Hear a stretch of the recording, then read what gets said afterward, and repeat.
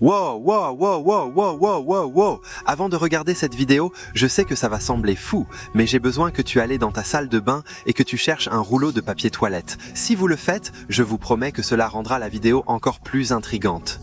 Ok, tu en as quelques-uns dans ta main. Maintenant, ce que vous devez faire maintenant, c'est arracher un petit morceau de papier toilette. Et sur ce morceau de papier toilette, je veux que tu écris le nom de quelqu'un qui t'a terriblement blessé dans le passé. Et juste sous leur nom, vous devez écrire ce qu'ils ont fait qui vous a causé tant de douleur. Donc ça devrait ressembler à ça. Maintenant, prends ce morceau de papier toilette et mettez-le sur le côté. Et dans un moment, je vais vous demander de faire quelque chose de très important avec lui. Et maintenant, à toi! Que pensez-vous que le brossage des dents et le pardon ont tous deux en commun? Posez le vidéo et voyons si vous pouvez deviner la bonne réponse dans les commentaires maintenant. Se brosser les dents et le pardon ont cela en commun. Si vous ne le faites pas chaque jour, vous resterez avec un goût amer dans votre bouche. Et vous savez aussi bien que moi, plus la blessure est profonde, plus la douleur est grande, plus vous devez pratiquer cette chose appelée pardon chaque jour.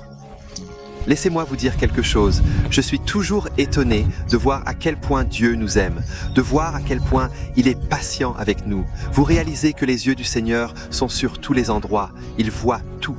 Il voit notre vie pensée. Il voit la façon dont tu as parlé à ton membre de famille hier soir. Il voit tout notre péché. Et Dieu peut si facilement exposer toutes nos fautes, tous nos péchés, tout notre passé au reste du monde. Mais il ne le fait pas. Pourquoi? Parce que l'amour protège. Nous connaissons tous l'histoire de Jésus-Christ, Mère Mary. Comment elle était enceinte de Jésus, mais elle devait se marier à un homme appelé Joseph, et Joseph a découvert qu'elle était enceinte et était brisée. Il pensait que Mary l'avait trompée. Alors qu'est-ce qu'il dit dans la Bible? Il est dit qu'il voulait la divorcer tranquillement. Il ne voulait pas en faire une grande chanson et danse. Il ne voulait pas la exposer au reste du monde. Il voulait le faire tranquillement. Pourquoi? Parce que l'amour protège ceux qu'il chérit. Et pourtant, toi et moi pouvons être très différents. Quand quelqu'un nous fait mal, quand nous recevons juste la plus petite tache de péché sur une autre personne, nous voulons le exposer au monde entier. Nous voulons que tout le monde sait la douleur que cette personne nous a causée. Mais que dit la Bible biblique? Un porteur de conte révèle des secrets, mais celui qui est d'un esprit fidèle cache une question. Ok, arrêtons juste là pendant 1 minute. Je ne veux pas que personne me malentende.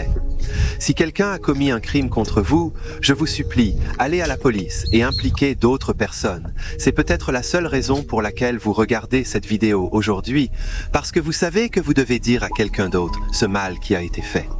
Mais je vais vous dire comment je pense que ce verset peut être appliqué. Par exemple, dans ma propre vie, il y avait une personne qui m'a manipulé et me contrôlait pendant un bon nombre d'années. Et l'une des choses que je ferais comme sorte de soulagement est que je dis à beaucoup de gens à quel point cette personne était mauvaise. Mais en fait, ce n'est pas un vrai pardon. Le vrai pardon dit « Non, je ne vais pas continuer à ressasser les torts. Mais Joe, allez maintenant, parle-moi. » Et si cette personne n'a pas vraiment demandé pardon, et s'ils ne sont pas désolés, et s'ils ne se sont pas repentis, certainement, alors je n'ai pas besoin de leur pardonner. Eh bien, je pourrais m'en tromper totalement à ce sujet. Quand je lis la Bible, je ne vois pas vraiment le pardon comme une option. Je crois que les 3 mots les plus difficiles qui ont été prononcés sur cette terre étaient ces 3 mots. Aimez vos ennemis. Pouvez-vous imaginer si tous les habitants de Corée du Nord, de Syrie, d'Irak, en Amérique, en Angleterre, prennent les paroles de Jésus-Christ, aime vos ennemis, aurons-nous des guerres? Nous ne le ferons pas, n'est-ce pas? Et pourtant, Jésus-Christ, il ne parlait pas seulement des paroles vaines. Non, Jésus a vraiment pratiqué ce qu'il prêchait sur la croix.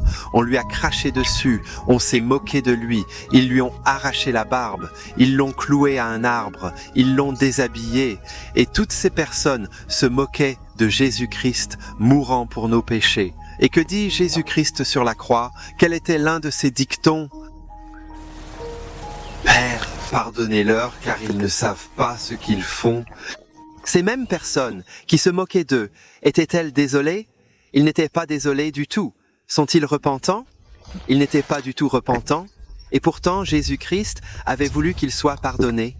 Quand nous pardonnons aux gens même quand ils ne sont pas désolés, nous réalisons à quel point le pardon est coûteux et nous réalisons à quel point Dieu coûte de vous pardonner et de moi pour nos péchés si nous venons au calvaire et demandons que nous soyons pardonnés. Donc, voici le moment que vous attendiez tous.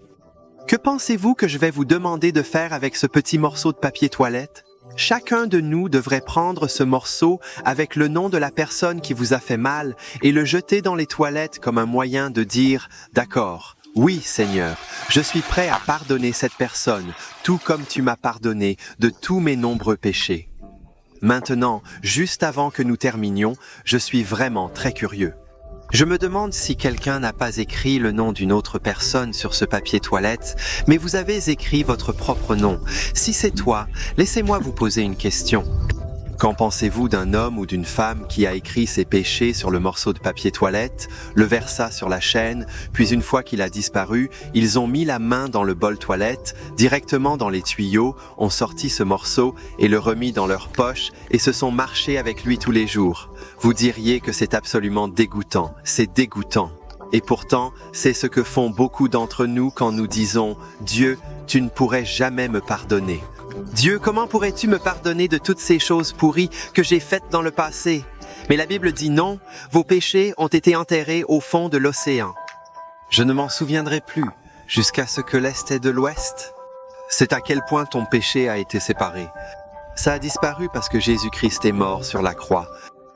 Rappelons-nous que le sang de Jésus-Christ nous purifie de tout péché et repose dans ce pardon que Dieu peut nous donner si nous venons à la croix et demandons à Jésus-Christ de nous sauver et de devenir notre Sauveur et Seigneur. Si quelqu'un regarde maintenant et que vous luttez contre la culpabilité, j'ai une autre vidéo sur ce sujet. S'il vous plaît, allez la regarder maintenant. Je pense que ça pourrait simplement aider. Et si vous n'êtes pas encore abonné, veuillez cliquer ici. Nous aimerions que vous vous abonniez au ministère Orbu. Que Dieu vous bénisse et merci d'avoir regardé.